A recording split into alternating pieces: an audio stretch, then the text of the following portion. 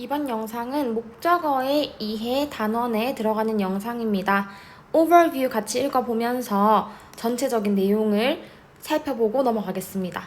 목적어로는 대부분 명사나 대명사가 쓰인다. 이때 대명사는 주격은 못 오고 목적격 형태로만 가능하며 명사구나 명사절이 목적어로 쓰일 수도 있다. 목적어는 동사의 목적어와 전치사의 목적어가 있다. 이렇게 되어 있죠. 우리가 흔히 생각하는 목적어는 보통 동사 뒤에 오는 동사의 목적어를 말하고요. 동사의 목적어 말고 전치사 뒤에 나오는 명사를 칭하는 용어가 전치사의 목적어입니다. 그래서 이번 단원에서는 동사의 목적어와 전치사의 목적어 둘 다를 공부한다고 보면 돼요. 동사의 목적어는 대부분 해석을 무엇을 이라고 하고 간접 목적어 같은 경우는 뭐뭐에게 라고 하죠. 근데 우리가 1단원에서 배웠던 것처럼 모든 목적어가 무엇을 이라고 해석되진 않고 그 명사의 의미에 따라서 뒤에 을 말고 더 자연스러운 의미를 붙여서 해석을 하는 경우도 있기 때문에 무조건 무엇을 이라고 해석하는 건 아니다 까지 우리가 같이 공부를 했었죠. 그래서 참고만 하면 되고요. to 부정사와 동명사도 원래 동사에서 나온 것이므로 목적어를 가질 수 있다. 이 부분을 조금 보고 넘어가겠습니다. to 부정사랑 동명사 둘 다 원래 시작은 동사였는데 동사의 앞이나 뒤에다가 to나 ing를 붙임으로써 동사가 아니라 명사의 품사로 바꿔졌죠. 그래서 이 친구들이 명사화 되었긴 하지만 명사화 되어서 해석이 무엇 하는 것 또는 무엇 하기처럼 명사화 되었긴 하지만 그럼에도 이 친구들은 원래는 동사였기 때문에 동사적인 속성이 남아있다 그랬죠. 얘네가 가지고 있는 동사적인 특성으로 인해서 저번에 배웠던 의미상의 주어라는 개념도 같이 나왔던 거죠. 그것처럼 to 부정사랑 동명사 둘 다가 동사적인 특성이 남아있어서 의미상의 주어를 취할 수 있고 목적어도 동반할 수 있습니다. 예문을 보면 이 부분이 지금 to 부정사 구인데 to 부정사 구 안을 보면 visit이라는 동사를 가지고 to 부정사를 만들었죠. 그런데 얘가 원래는 동사였기 때문에 이렇게 작게 표시가 되어 있는 것이고 이 visit이라는 동사의 목적어로 유럽이 뒤에 붙은 거죠. 그래서 전체적인 의미로 보면 to부터 유럽까지가 목적어 to 부정사 구라고 하지만 그 to 부정사 구 안을 다시 세세하게 살펴본다면 visit이라는 동사와 유럽이라는 목적어로 이루어져 있다라고 표시를 해둔 겁니다. 그래서 대부분의 문장, 우리가 해석하는 거의 모든 문장들은 to 부정사에서 끝나는 게 아니고 꼭 to 부정사 구, 그래서 이 v가 뭔가 다른 목적어라든지 기타 성분을 끌고 나오는, 그렇기 때문에 to 부정사 덩어리가 길어지는 경우가 대부분이에요. 그래서 이런 식으로 문장을 볼 때 이게 to 부정사인데 visit이라는 게 동사였으니까 그 뒤에 목적어가 같이 온 거구나, 목적격 보어가 따라오는 거구나, 뭐 이런 식으로 문장을 보면 됩니다. 그 다음 전치사의 목적어 전명구라고 우리가 흔히 부르죠. 전명구는 무엇이냐? 전치사 뒤에 명사를 동반하는 형태를 전명구라고 합니다. 이 전명구는 문장 안에서 형용사구나 부사구 역할을 하는데요. 예문을 조금 적어서 비교를 해보겠습니다. 먼저 여기 1번에 나와 있는 예문이 있고 2번 예문 하나 더 적어보면 이것도 1단원에서 우리가 공부했던 문장으로 쌤이 들고 온 건데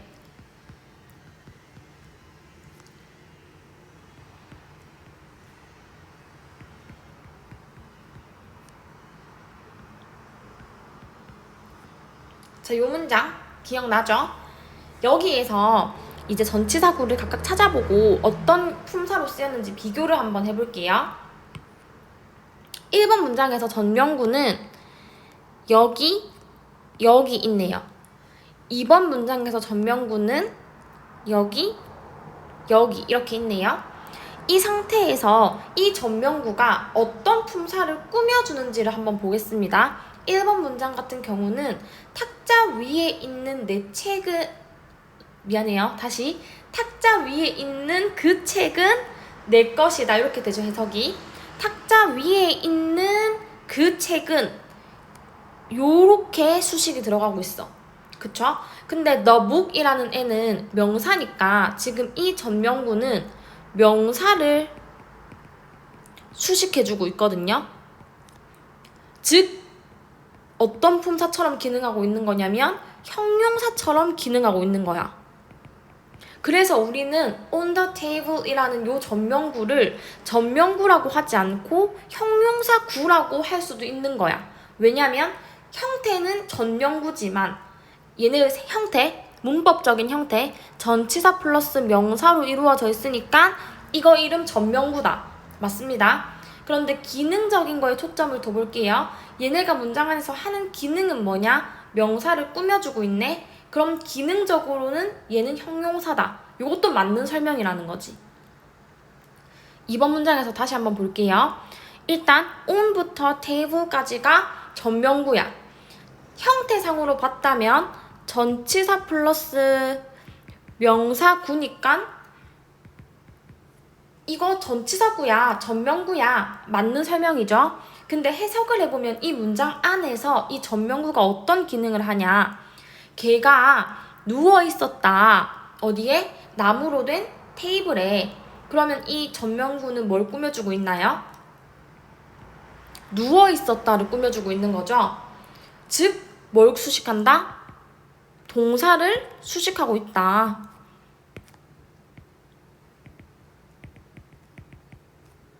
그럼 동사를 수식해주니까 어떤 기능을 하는 거야? 부사 같은 기능을 하는 거다. 부사구다. 이렇게도 설명할 수 있다는 겁니다. 그래서 전명구라는 이름은 형태에 초점을 둔 이름이고요. 이 전명구가 문장 안에서 하는 기능에 따라서 형용사구나 부사구라고 부르는 책들도 있기 때문에 거기에 있어서 혼동하지 않고 그냥 전치사구인데 형용사 같은 역할을 하는 전치사구 또는 전치사구인데 부사 같은 역할을 하는 전치사구 이렇게 이해를 해주면 되겠습니다. 이때 우리가 전치사 뒤에 나오는 명사 그 명사를 뭐라고 하냐면 전치사의 목적어라고 하는 거죠.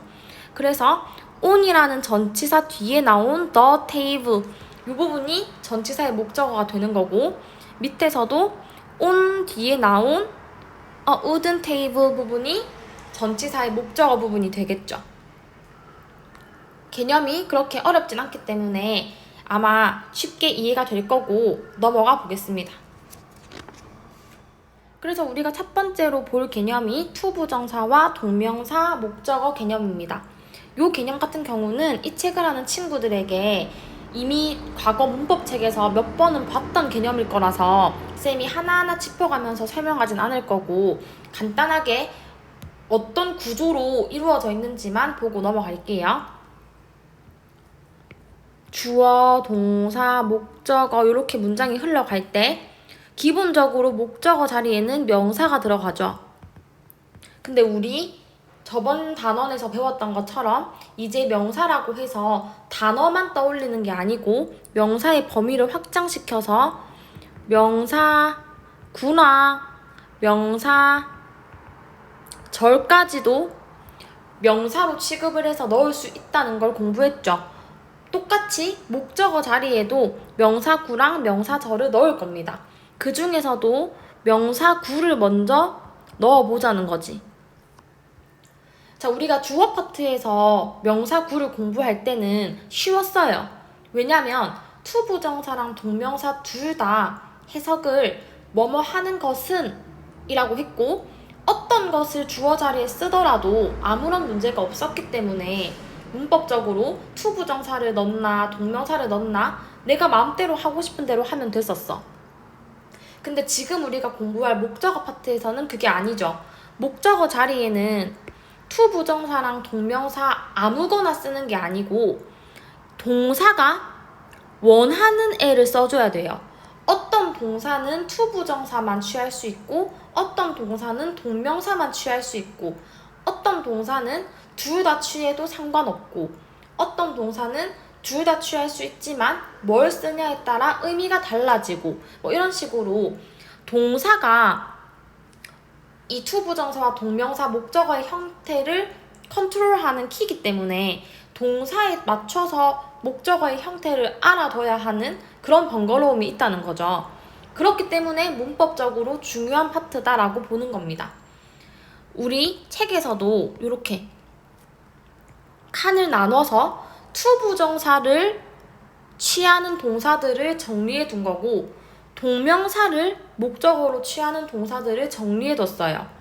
우리가 문법책에서 외웠던 것보다 더 많은 수준의 단어들이 적혀 있기 때문에 지금 나와 있는 표를 좀 천천히 잘 보고 익혀둬야 될 필요성이 있고요.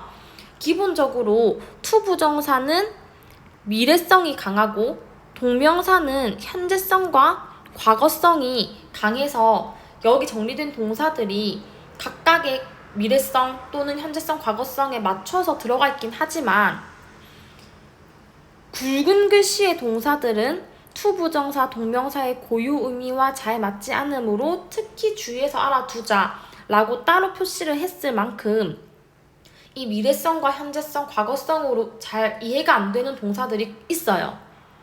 많이 있어요. 그렇기 때문에 너무 미래성, 현재성, 과거성에 맞춰서 생각을 한다기보다는 이렇게 표시된 애들은 좀 따로 떼가지고 외워줄 필요가 있다. 암기를 해야 되는 영역인 거죠. 해석을 할 때도 to 부정사는 미래성이기 때문에 뭐뭐 할 것을 이라고 해석해주면 되고 동명사는 현재나 과거기 때문에 뭐뭐 하는 것을 또는 뭐뭐 한 것을 이라고 해석해주면 됩니다. 넘어가고요. 자, 그 다음에 의문사 중에 요런 의문사는 의문사 플러스 to 부정사 해서 명사구로 잘 쓰인다. 명사구이기 때문에 당연히 주어, 목적어, 보어 자리에 다 들어갈 수 있지만 목적어로 가장 많이 쓰인다. 그래서 해석은 어떤 식으로 하면 되냐? 의문사가 가진 뜻 더하기 뭐뭐 할지 라고 해석해주면 됩니다. what이면 무엇을 뭐뭐 할지, where이면 어디서 뭐뭐 할지 이런 식으로 넣어주면 됩니다. 넘어가고요. 그런 다음 이제 여기 나와 있는 동사들은 to 부정사나 동명사 그 어떤 걸 취해도 아무런 상관이 없는 애들, 그냥 내가 쓰고 싶은 형태를 쓰면 되는 애들, 주로 좋다, 싫다, 시작하다, 계속하다의 의미를 가지는 것들 뒤에는 to 부정사랑 동명사가 모두 올 수 있고 어떤 것이 와도 의미 차이가 없는 것들이라는 거죠.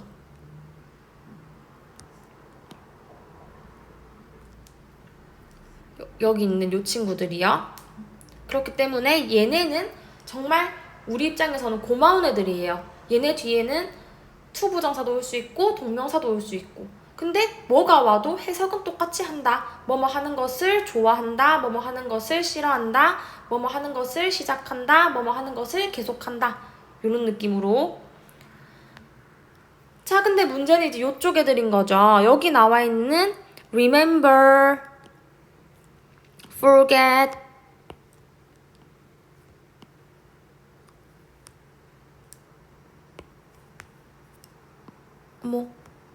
forget은 색칠이 안 되네. remember, forget, regret, try 요런 동사들은 이제 목적어 자리에 투부정사도 올 수 있고 동명사도 올 수 있어. 그런데 문제는 뭐냐? 의미 차이가 생겨버려. 어떤 형태가 오냐에 따라서 이 동사 구를 해석하는 방식이 달라지기 때문에 해석하는 방식을 알아둬야 문장에 맞게 해석이 되겠죠. remember 투부정사, forget 투부정사 같은 경우는 미래성이 강해요. 그래서 앞으로 뭐뭐 할 것을 기억하다, 앞으로 뭐뭐 할 것을 잊어버리다, 이런 느낌으로 해석이 되는 반면 동명사 같은 경우는 과거성이 강해져.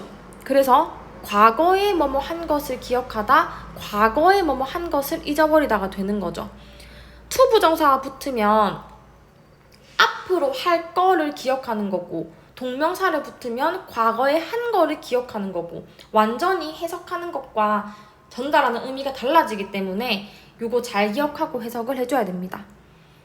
그 다음 regret 투부정사도 미래성이 강해져서 앞으로 내가 뭔가를 하게 된 것에 미안하다, 앞으로 뭐뭐 하게 돼서 유감이다 라고 표현을 하는 거고, 동명사가 되면 과거성이 강해지니까 과거에 어떤 일을 한 거를 후회하다 가 되는 거죠.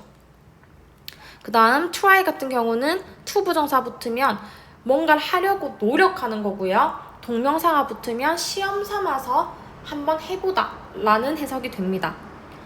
자, 여기 지금 stop VING가 나와 있는데 stop VING가 같이 나와 있는 이유는요.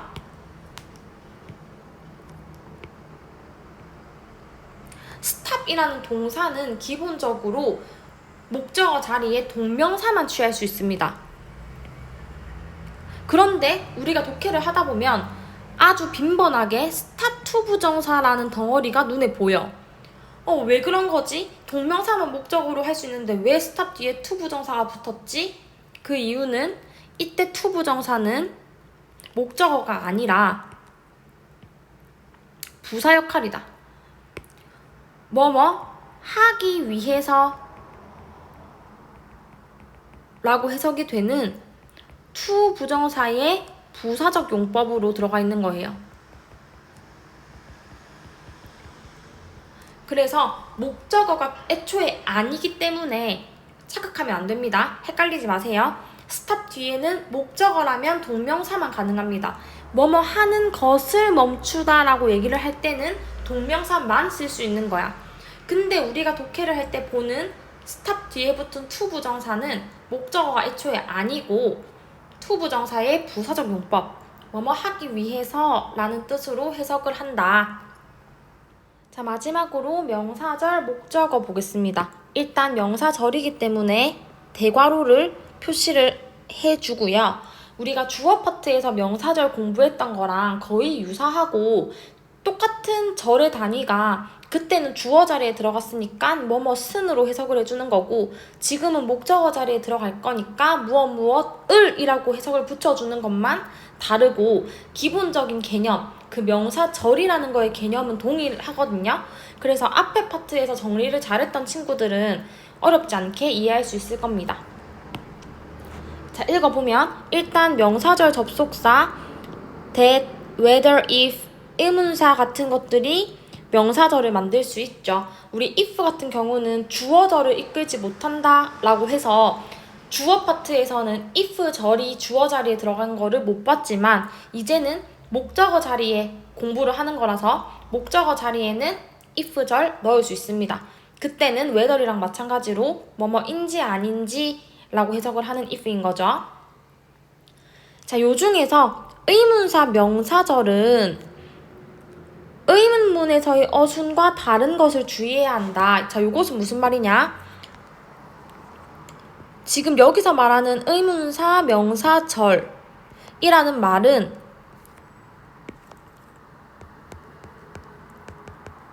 쌤이 부를 때 의문사절이라고 설명을 했고, 혹은 간접 의문문 이라고 부르는 단위입니다.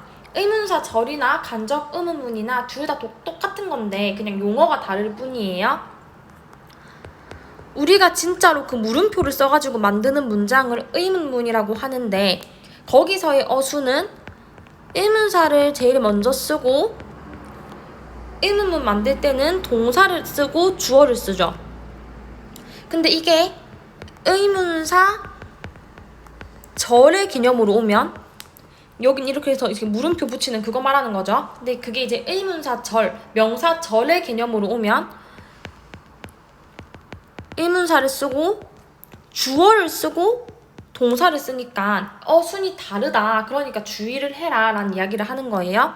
이때 우리는 요 의문사 절을 간접 의문문이라고도 부른다.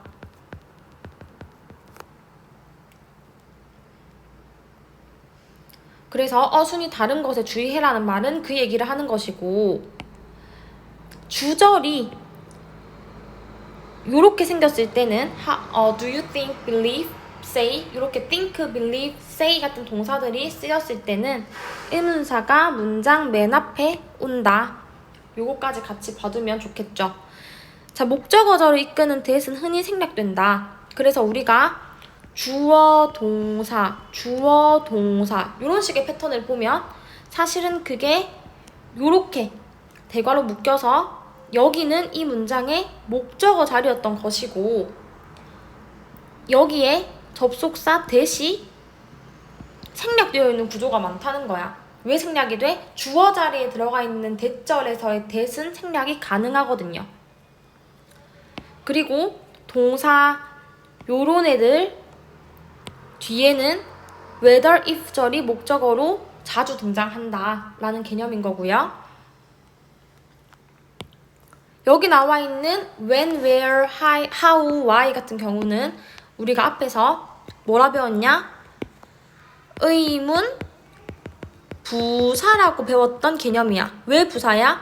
언제, 어디서, 어떻게, 왜 라는 의미이기 때문에 부가적인 의미를 전달한다라고 해서 부사라고 했던 거죠. 그러니까 문장 성분을 나눌 때는 이렇게 나눕니다. 162번 예문에서 이렇게 대괄호가 묶이는데 how에 이렇게 표시가 되어 있는 이유가 의문 부사기 때문에 am이라고 수식어 기구를 단 거예요.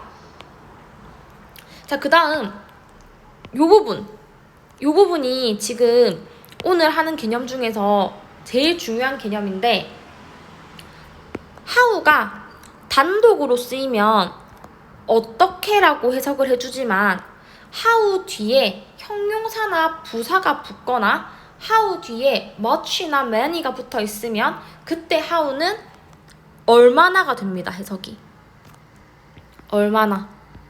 그래서 일단 얼마나로 해석을 해야 된다는 걸 먼저 아셔야 되고요. how 뒤에 형용사 또는 부사가 붙은 경우에 해석은 얼마나 s가 v 하는지를 이라고 넣어줍니다. 그리고 how much나 many를 쓰고 뒤에 명사가 오는 케이스를 보면 이때는 요렇게 how부터 명사까지가 하나의 단위라고 생각을 해야 돼. 그래서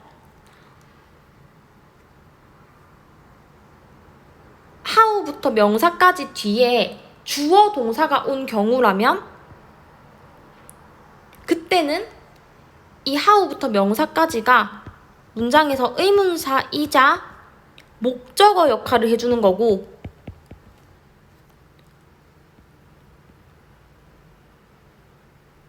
how부터 명사까지 뒤에 바로 동사가 붙은 경우는 이 덩어리가 의문사이자 주어 역할을 해주는 거야.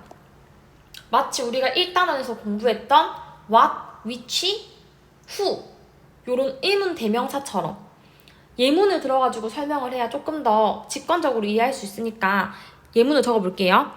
의문사 절을 내가 만들었어. 앞에 여기 주어 동사 있고 지금 목적어 자리에 의문사절 넣을 거지. 이 의문사절을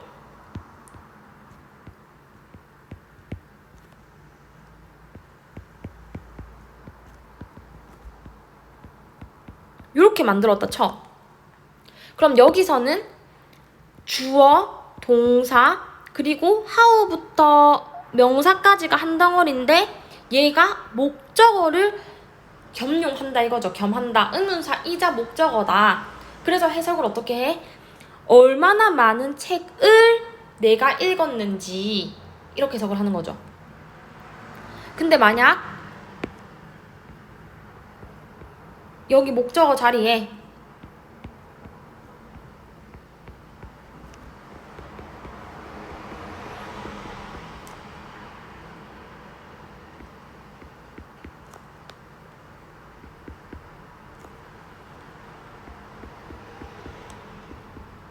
이렇게 왔어. 그러면 이번에는 how부터 명사까지가 이 문장의 주어이자 의문사가 되는 거고 바로 동사가 뒤에 온 거죠. 이렇게 생긴 거죠. 지금 의문사 절의 구성이. 그래서 예를 해석할 때는 명사처럼 얼마나 많은 학생들이 그 책을 읽었는지를 이 들어가는 거죠. 여기 부분만 주의해서 보면 될 것 같아요. 그 다음 넘기고 자 이제 의문대명사 who, what, which 보겠습니다. 의문대명사랑 의문부사를 구분하는 이유는 저번에 주어 파트에서 공부를 했던 것처럼 의문부사는 말 그대로 부사다. 그래서 부가적인 의미를 전달해주기 때문에 문장의 필수 요소가 아니고 수식어처럼 쓰인다. 그래서 아까 전에도 am이라는 기호를 줬던 거죠.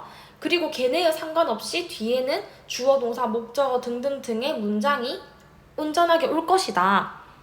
반면에 의문대명사 who, what, which는 얘네의 뜻 자체가 이미 명사화되어 있기 때문에 얘네가 문장에서 한 자리를 차지할 수 있는 애들이야. 주어가 될 수 있고 목적어가 될 수 있고 보어가 될 수 있는 애들이란 말이지. 이 자체만으로.